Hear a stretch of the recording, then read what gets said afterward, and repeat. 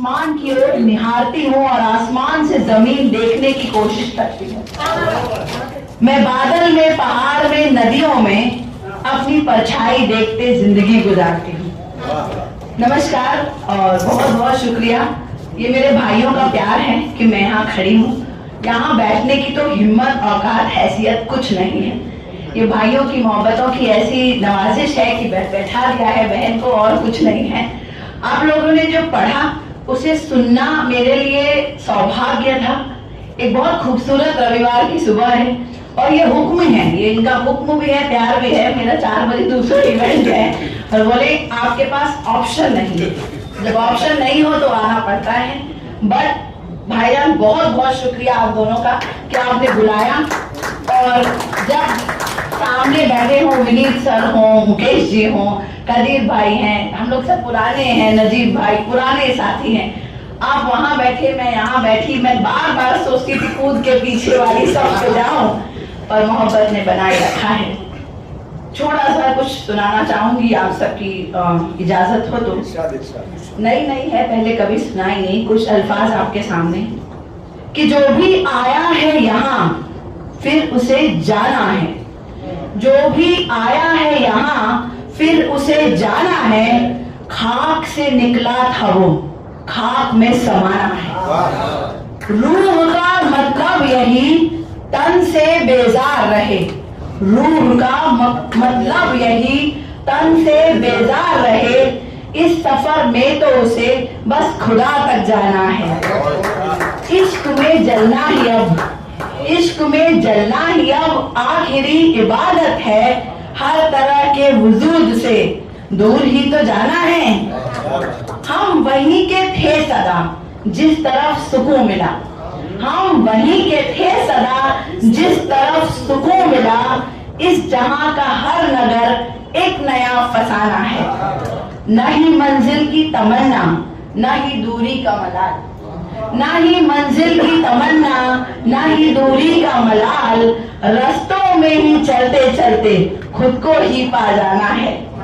एक साया जो हर शय में, एक साया जो हर शय में झांकता है दिल के पास।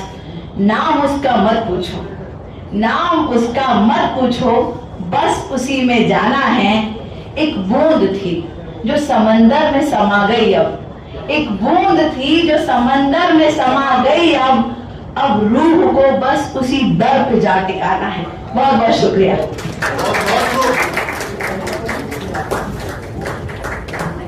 Thank you so much ma'am. अब मैं प्रोफेसर कैलाश चंद्र शर्मा जी को बुलाना चाहूंगी कि वो स्टेज पे आए।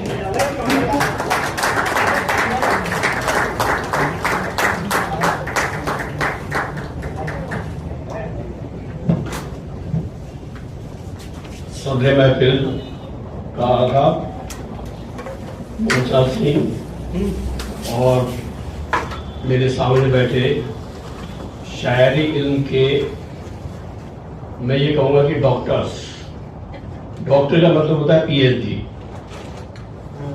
मैं समझता हूँ कि यहाँ सारे जो बैठे हुए हैं वो मेरे से बहुत बढ़िया है। मैं बिल्कुल साफ कह दूँ कि मैं कोई शायर नहीं हूँ। और प्रिंस भाई बैठे हैं, 2-3 साल पहले इनसे मुलाकात हुई। इनकी गजलों को देख देख के मैंने बहुत सीखा है, बहुत सीखा है। इनसे मुलाकात हुई, इनसे अजमेर भी आए थे ये मेरे पास 2 साल पहले, भोपाल में भी मिले थे हम। और आजकल तो मेरे जो उस्ताद हैं हनीफ भाई, हनीफ शेर मोहम्मद जी, ये इनको मैं कुछ टूटी फूटी लाइनें देता हूँ, ये उसको सही करके मेरे को भेजते हैं। तो इस हिसाब से मेरे उस्ताद हैं ये। कई दोस्त हैं मेरे, बनिए भी हैं, लेकिन वो ज्यादातर शेयर मार्केट में बिजी रहते हैं। पैसे से मतलब होता है उनको, बाकी और किसी चीज से नहीं। और मैंने पहला ये बनिया देखा है, ये भी शेयर मार्केट में ही है, लेकिन शायरी का शेयर मार्केट, ये खास बात है। कई लोग मेरे को कहते हैं कि सर आपने पूरी जिंदगी विज्ञान पढ़ा, विज्ञान पढ़ाया। 44 साल तक मैंने कॉलेज में, यूनिवर्सिटी में एनवायरमेंटल साइंस, बॉटनी पढ़ाई। तो तो लड़के पूछते मेरे से, सर आपको ये शो कैसे है? मैं आपको बता देना चाहता हूं कि ये शायरी जो है ये G7 है। G7 का मतलब ये है गजल 7। आजकल कनाडा में जो G7 की मीटिंग चल रही है तो 7 बहुत अच्छा, बहुत अच्छा। 7 क्यों है कि अभी आपने एनवायरमेंट के ऊपर एक कविता सुनाई थी आपने कि फूल पत्तों पे, दरख्तों पे, मौसम के ऊपर। तो एनवायरमेंटल साइंस जब तक आपके आसपास, आपके भाव कब निकलेंगे? क्योंकि जो चीज आप आसपास देखते हैं उससे भाव बनते हैं आपके। तो एनवायरमेंटल साइंस, मैंने कई बार एनवायरमेंट साइंस के ऊपर भी कई कविताएं लिखी हैं, हालांकि वो बहर में नहीं है इसलिए मैं नहीं बताऊंगा।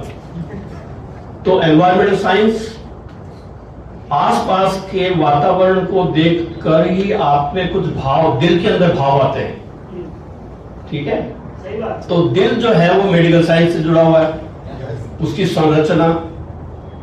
और जब दिल में भाव आते हैं तो न्यूरॉन्स के द्वारा वो मस्तिष्क में जाते हैं, तो मेडिकल साइंस जुड़ गई यहां पर।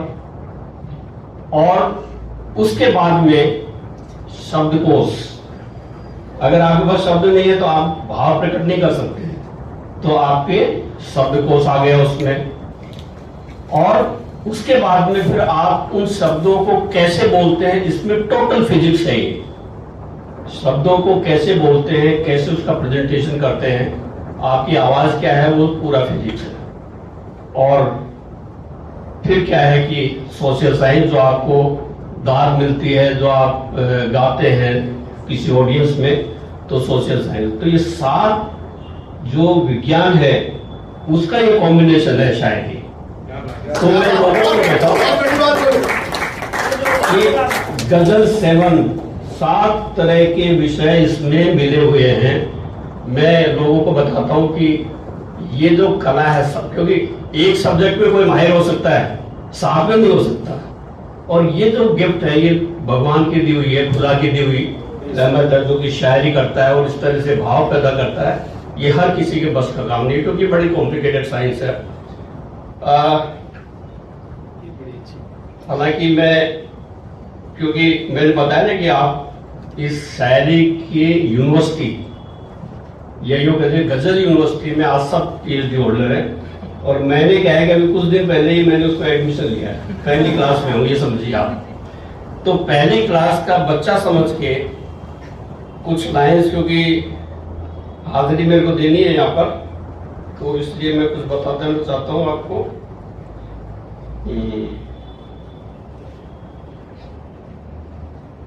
कुछ असार में पेश करता हूँ आपके सामने।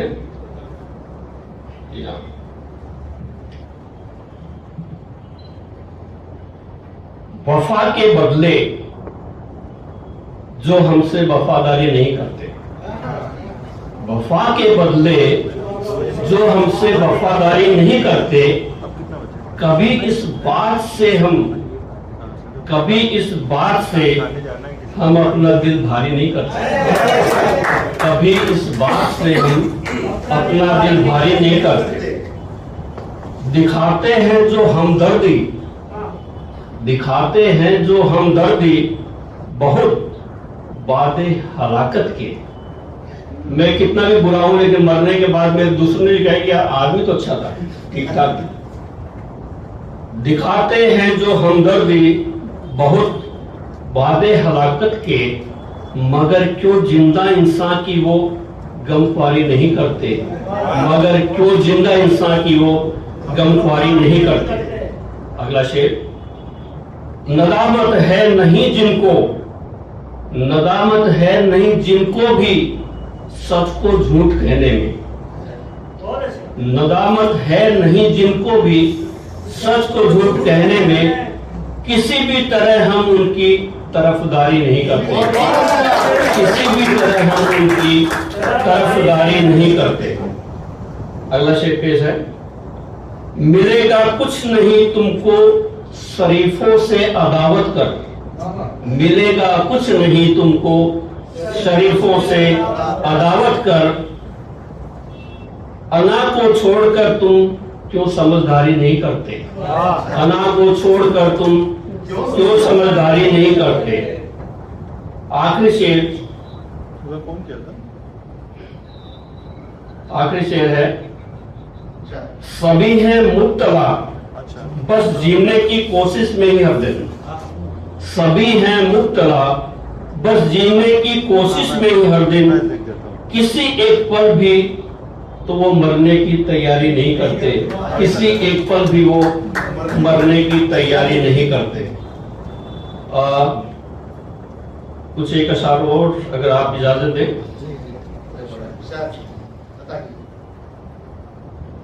पारे की तरह लुढ़कता जा रहा है आदमी। पारा देखो जब ठंडा होता है तो लुढ़कता है नीचे।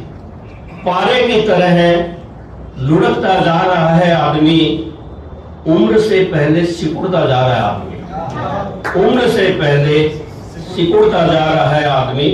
शेर है, उसकी मंजिल है कहां और रास्ते हैं कौन से?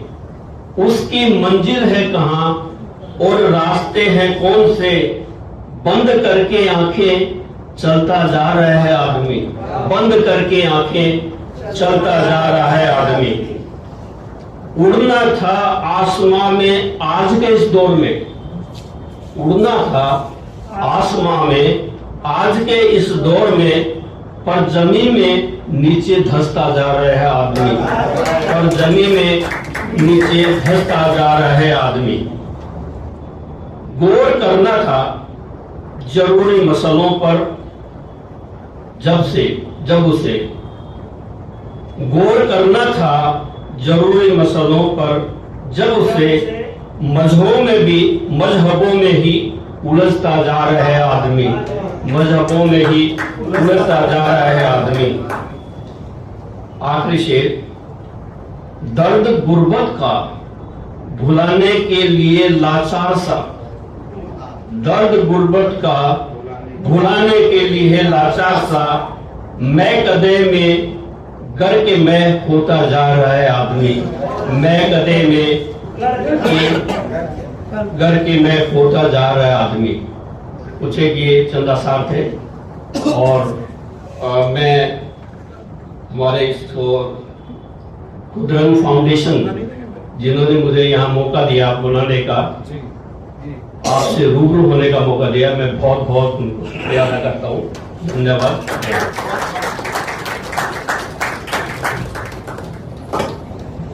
Thank you so much sir.